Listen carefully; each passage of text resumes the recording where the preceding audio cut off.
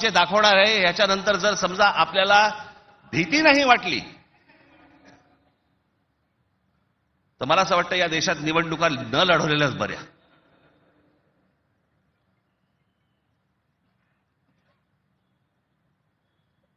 म्हणजे आता साधी गोष्ट तुम्ही फक्त तुम्हाला 2014 नरेंद्र मोदी पंतप्रधान झाले त्यावेळेला हे मला आता 24च्या नंतर आता हे पुढे सगळं समजायला लागलं. या गेल्या वर्षी 24 नाही हो 24 नंतर साधारणपणे विधानसभा निवडणुकांच्या आसपास मला ह्या सगळ्या गोष्टी आमच्या रिसर्च टीम मध्ये यायला लागल्यावरती मला धक्का बसायला लागला. कारण आपण असे बघतच नाही कधी. आपण डोळे झाक करत बसतो आणि नक्की काय खणलं जात आहे आपल्या खालून आणि आपल्याला माहितीच नाही. याचं कारण अनेक हिंदी इंग्रजी टेलिव्हिजन चॅनल सगळं ब्लॉक करून टाकलंय. कोणी काय तुम्हाला दाखवणार पण नाही. दाखवलं की वरनं फोन येतो, वरनं दट्ट्या येतो, जाहिराती बंद करून टाकू.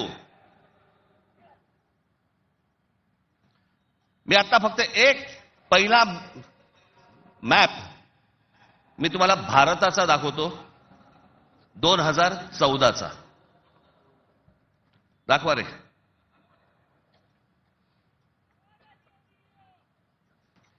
हा आहे 2014चा गौतम अडानी यांचे प्रोजेक्ट्स किती होते हे तुम्हाला दाखवणार आहे. 2014ला पंतप्रधान नरेंद्र मोदी पंतप्रधान व्हायच्या अगोदर गौतम अडानी कुठे होते आणि आता पुढचं फक्त बघत राहा की आता 2024-25 ला गौतम अडानी आता कुठे आहेत. फक्त सरकारच्या आशीर्वादाने. आणि तुम्हाला जर नाही धक्का बसला तर मला सांगा जरा. दाखवा.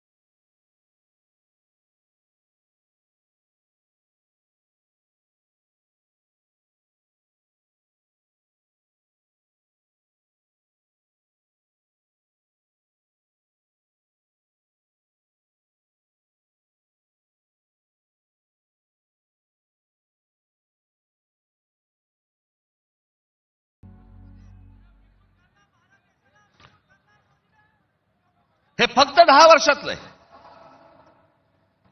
जगामध्ये असा एकही माणूस नसेल जो 10 वर्षामध्ये इतका श्रीमंत झाला. मला कुठच्या उद्योगपतीने उद्योग करू नये या मताचा मी नाहीये, इतका दळभद्री विचार माझा नाहीये.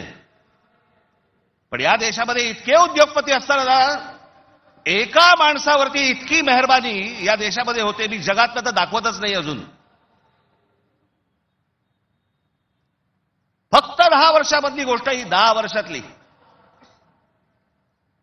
एकाच माणसाला सगळ्या गोष्टी दिल्यात, वीज दिली, सिमेंट बनवण्याच्या उद्योगामध्ये गौतम अडाणी हा माणूस कधी नव्हताच 2014च्या अगोदर. आज देशातला 2 नंबरचा सिमेंटचा व्यापारी येतो. उद्या माणसाने समजा उद्या वीज बंद केली, आम्ही अंधारात. सिमेंट महाग केलं, काही बोलू शकणार नाही. सगळी पोर्ट्स खालपासून वरपर्यंत सगळी पोर्ट्स अदानीना, सगळी विमानतळं अदानीना. महाराष्ट्रात काय परिस्थिती एकदा बघा, महाराष्ट्राचं फक्त एकदा दाखवा.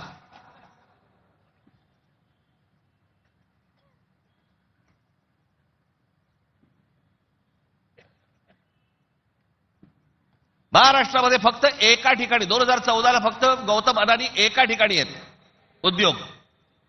2025ला बघा,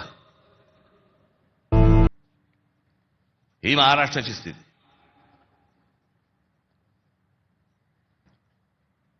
आणि मी जे सतत सांगतो ना, हा जो MMR रिजन मुंबई, या मुंबईवरती मी आता फक्त तुम्हाला वाचून दाखवणार आहे. या फक्त MMR रिजन मध्ये काय फक्त केलंय तेवढं फक्त बघून घ्या. मुंबई महानगर क्षेत्रात अदानी 29 जून 2018